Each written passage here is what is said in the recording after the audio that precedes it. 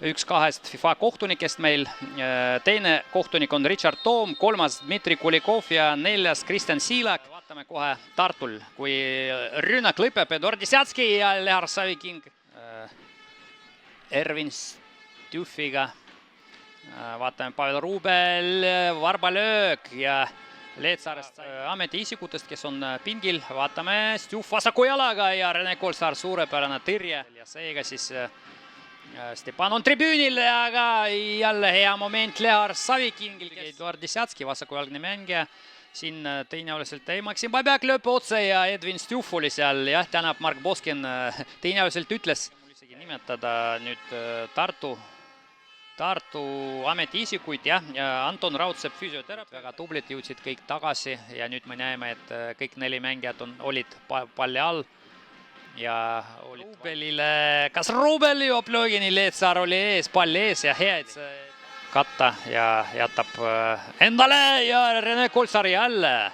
Raul Rebane, oli 3 U19 koondislast, siis siin on ei jälginud ja Nuuma jõuab tagasi kiiremini kui sees, aga Ervin Stjuf lööb otse peale, rikošett, aga Rene Kolsaar Raul Rebasel, aga nüüd Lehar Saviking, kas ja Grigori Šomkov näitas, et annab edu, number 8. Nii, Rubel liigub keskele ja lööb, no umbes, see tähendab, et jah, Deniss lükkab Rubelile ja Rubel lööb esimest korda, ma vaatan, tuli väljakule 77 Vladimir Hižega. Nuuma otsib Lehar, jah, Saviking on seal olemas ja kaaslastele ja Hiževski, mida ta teeb, aga lõpp neliku kaaslased, koondise neliku kaaslased 11 vastu. Sööt Nukovile, oskab Deniss ka vastaku jalaga ja Rene Kolsaar ja veel teisel. Nii, Rebane Pladole ebatäpne, aga siin Desjatski ja nüüd Eduard Desjatski. Suunas palli kaotus, 15 sekki, 9 rünnakuks aega ja Rene Kolsaar järjekordne. Selle tulemusega lõppes esimene poolek ja nüüd kohe teise poole alguses Eduard Desjatski ja Mark Boskin. Siin kasutatakse ka käsi. Ja Anton Fening 1-1, Rene Kolsaar järjekordne tõrje. Deniss Vnukov nüüd ja ei läinud pall väravaga, aga et Pavel Rubel liikus ikkagi tipuründaja kohale ja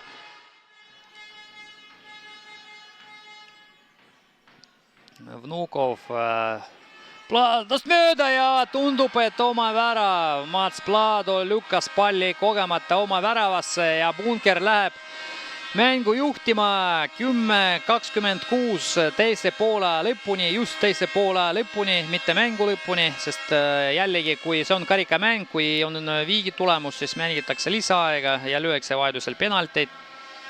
Ja vaatame kordusest. Nuuma, Jose Ignacio vastu ja mängib mööda. Mark Boskin reaktsiooni tõrje, Hiževski ja Quevedo Rubeliga. Ikkagi kohad kiiresti, Bunker mängib lahti, Babjaki löök, tõrjub Mark Boskin. Pallita Stjufil lõpuks ikkagi oli hea, algusfaasis ta ei liikunud, aga tema asemel, eks nad vahetavad 11 ja Jonas Kartsepp löök. Mark Boskin, algne mängija paremas ääres, riskib Raul Rebane ja teine värav, Marek Naal. Marek Naal teeb seisuks 2-0, 1:47 enne teise poole lõppu ja Bunkeri pealtvaatajad, fännid tähistavad seda väravat ja 1:47 Tartule, et 2 väravat lüüa, vähemalt 2 väravat.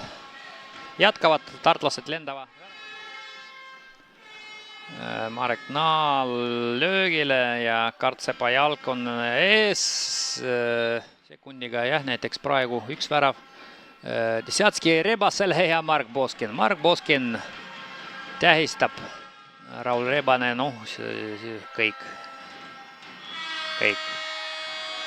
Mäng on lõppenud, jah, seis on 2-0 ja homses finaalis, mis algab kell 14:00 siinsamas Tartu A. Le Coq'i spordimajas, kohtuvad omavahel Jihvi Phoenix ja Tallinna Bunker partner